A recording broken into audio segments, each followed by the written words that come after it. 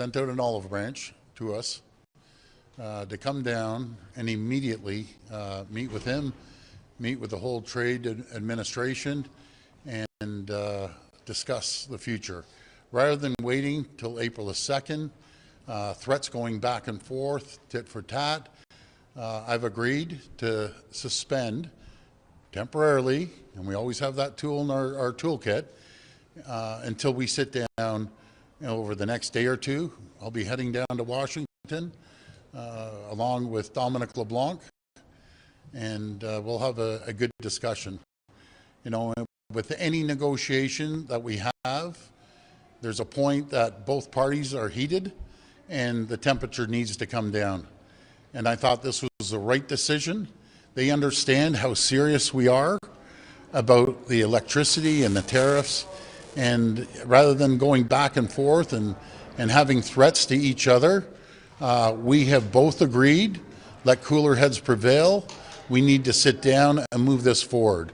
This is a massive, massive deal, the USMCA, which the federal government will be leading the charge. I'll be sitting down with all our premiers tomorrow as well and discussing this and their issues as well. So we're going to go down there and we're going to go down there with confidence. We're going to go down there with strength. And again, hopefully we can move this forward. I feel as a province, and I only speak for the province of Ontario, I want to reaffirm I do not speak for any other premiers.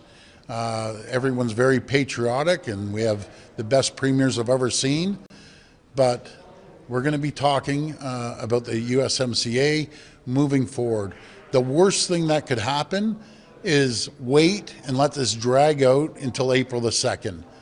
So we're going to move forward and have a very good conversation with Secretary Lutnick and the whole trade team, as he said, and hopefully we can move this forward, because it doesn't benefit anyone, as I told them, no matter if it's the auto sector or any other sector here in Canada and specifically Ontario.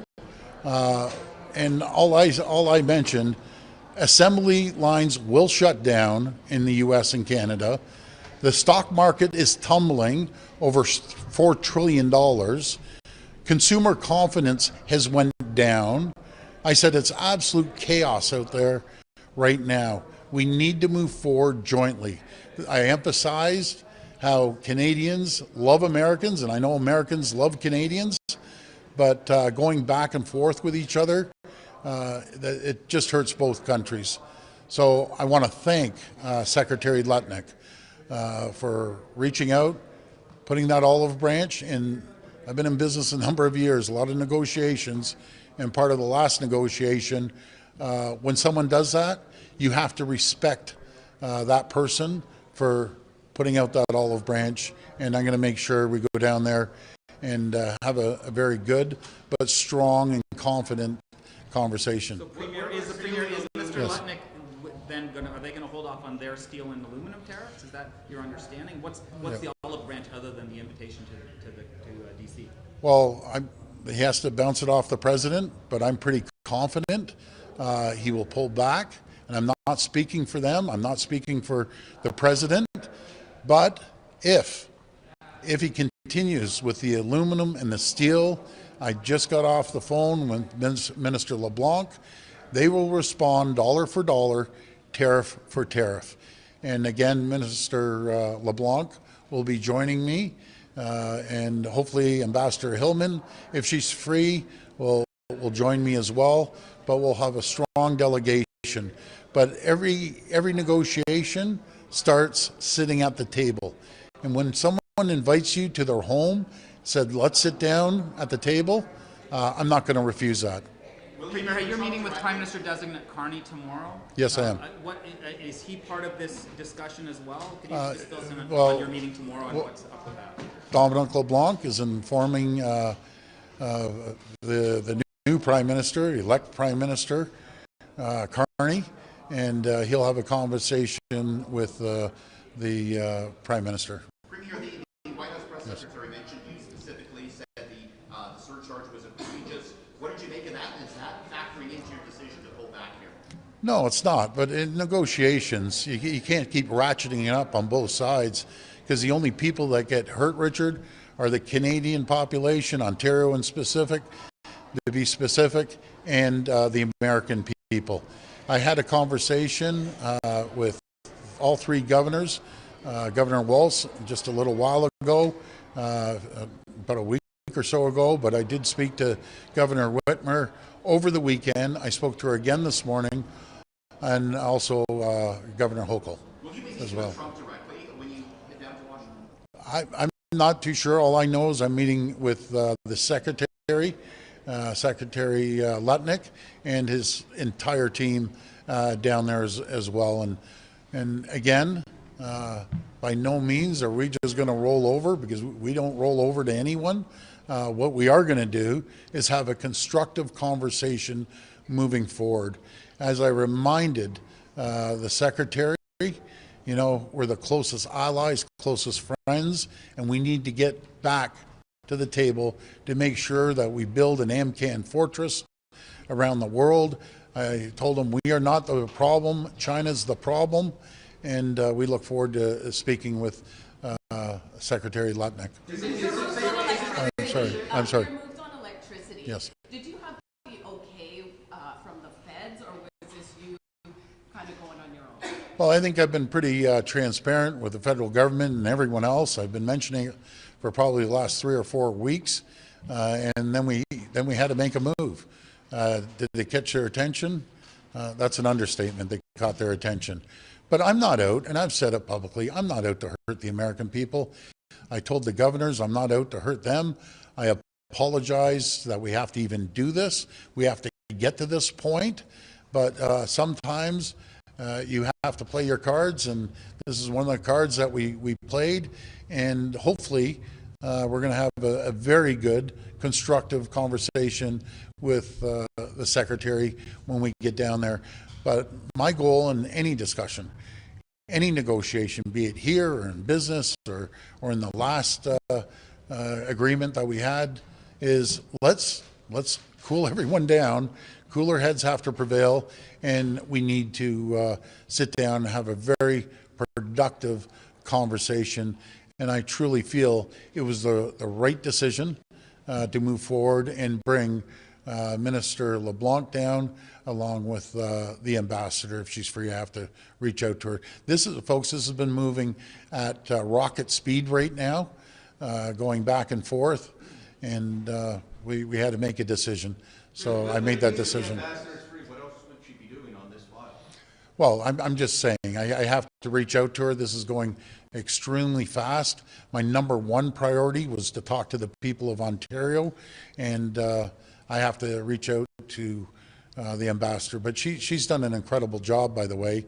I want to thank Ambassador Hillman for all the work she's been doing behind the scenes as well. Can you say what called who today? Yes, Secretary Lutnick called me. Was it because do you think that the CNN push, CNBC, MSNBC, you've been doing a big media blitz on American channels? Yeah. Clearly, Secretary Lutnick is noticing that. Do you think that is this vindicating your aggressive, hawkish kind of strategy rather than trying to be an appeaser like some other premiers? Well, first of all, thank you for that question, Robert. What I'm doing the American media for is to inform the American people. You know, I saw a poll that came out the other day, just recently. It's 67% of Americans disagree with President Trump attacking Canada. So the more all of us, all premiers, all CEOs of businesses go out there and inform the American people. This isn't just going to hurt Canada, and it will hurt Canada and Ontario. It's going to hurt the U.S., and it's going to hurt badly. We're already seeing inflation go up in the U.S., and that's not going to be good. I'll tell you, I know the Americans fairly well. They're loving, caring people, and as soon as costs start going up, inflation, plants start shutting down, you can't attack your number one customer, Canada, and not expect a response. And we responded, and they came back, and I'm a business person. I want to sit down and negotiate this and stop the bleeding. As we're going at each other, China's sitting back laughing, building their critical mineral arsenal. And, you know, the words Chinese president said the other day should be concerning for the whole world when he said, we aren't ready just for an economic war, any type of war. That's concerning, to say the least. That was the last question. Do you think the president was watching? Are you concerned that suspending the surcharge that you put on electricity will be considered a win by Trump? No, I wouldn't call it a win whatsoever, because we still have it in our toolkit that we can use at any given time. Again, I mentioned to the governors, I apologize, we have to go to this extent. But remember, folks, we never started this war. President Trump started this economic war against Canada. It was unprovoked. I truly believed that we'd move forward and it would grow both economies, would create more jobs, more economic prosperity. Well, this has gone the other way. The economy, right now, I'm concerned about it. And if a recession does happen, it's a self-made recession by one person and one person only. So I just want to move forward. I'm asking for the people of Ontario and Canada's support. I want to thank them for the thousands of messages I'm getting, even people that disagree with me. As some people say, I disagree with you 99%, but you're doing a great job. Keep going. I need everyone's support as Team Canada as we move forward, because these negotiations are going to be the toughest we've ever had. Thank you. Yes. So no deal. What changed? I apologize. You said zero tariffs before, well, there was no deal. This is a pause. It's called, What's changed? well, it's called an olive branch. When you're negotiating with someone, they call you and they hand over an olive branch. The worst thing I think I could do as Premier of Ontario is ignore them and hang up the phone on them. I don't operate that way. I believe when someone's putting out an olive branch, we sit back, we accept it graciously, by the way, thank them for that opportunity, and let's start moving. Because if we don't, just imagine, all of you folks have seen how President Trump has changed things on a daily basis. I don't want to wait till April the 2nd. God only knows what would happen from now till April the 2nd. We need to get to the table as quickly as possible. Thank you. That was the last question. Well, Mr. Carney, he's making the transition, make no mistake about it. This is led by the Prime Minister-elect Carney, and along with Minister LeBlanc. They'll be leading the charge there, but Ontario plays a massive role, no matter if it's the auto sector, the tech sector, the agricultural sector, the manufacturing sector. We'd be the third largest trading partner in the world to the United States if we were a standalone country.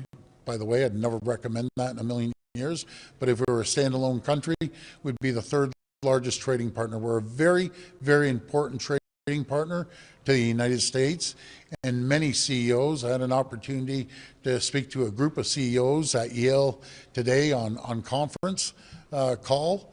I think the Americans understand we are not their enemies. We love the Americans. It's one person that we need to deal with. Thank you. That was the last question. I'm sorry. Tell us about how the call went today. As you said, this electricity surcharge really seems to have got their attention. How did it go? It was very constructive. I've talked to Secretary Lutnick before, and make no mistake about it. He's a very, very smart businessman, a shrewd negotiator. And, you know, like him or not, don't underestimate President Trump. He's a smart business person. But in saying that, we have very smart business people here in Canada and in Ontario as well. It's in our both best interest to sit down and negotiate. That's you know, take one of President Trump's titles of his books. That's the art of the deal. Let's sit down and negotiate. We'll negotiate hard. They know we aren't fooling around. We're going to negotiate hard, but we want a fair deal. We want a fair and free trade deal with our closest friends and allies. I'll take one more, then I got to get going. Where are you meeting Mark Carney tomorrow? Where are you meeting him? Oh, why do you ask me that? I can't. Well, Are you taking him for breakfast at Perkins? I can't answer. I can't answer that. That was the last question. I can't. I'm sorry, guys. I can't. I'm sure you'll find out. I know you will. Thank Oh, you. I'm not saying.